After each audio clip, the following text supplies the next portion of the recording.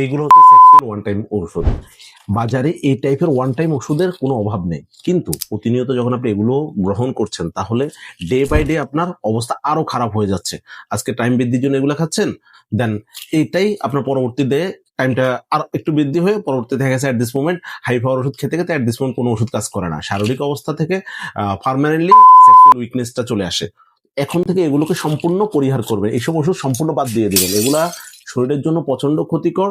আমাদের উচ্চ রক্তচাপ সৃষ্টি, হার্টের সমস্যা, এই টাইপের শরীরের টক্সিন জমা থেকে শুরু করে অনেক প্রবলেম সৃষ্টি হয় এই ওয়ান টাইম ওষুধের কারণে।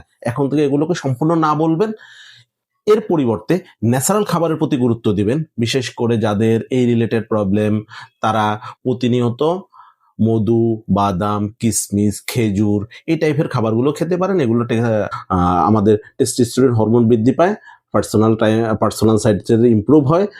আমি আমার রোগীদেরকে যেটা সাজেস্ট করি, আমাদের কাছে এরকম একটা প্রোডাক্ট আছে, এটা হচ্ছে শিলাজিৎ আখরোট মধু। এটা প্রতিদিন 1 থেকে 2 চা চামচ রেগুলার আপনার খাবার রুটিনে বা দেখা যাচ্ছে প্রতি সকাল বিকাল যদি আপনি 1 চা চামচ করে কন্টিনিউ করেন, তাহলে আপনার এই রিলেটেড সমস্যাগুলো ডে বাই ডে সমাধান হবে, ভালো রেজাল্ট পাবেন।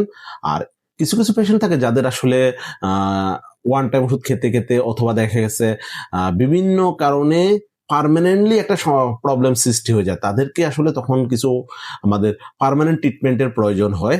সেই ক্ষেত্রে আমাদের সাথে যোগাযোগ করতে পারেন।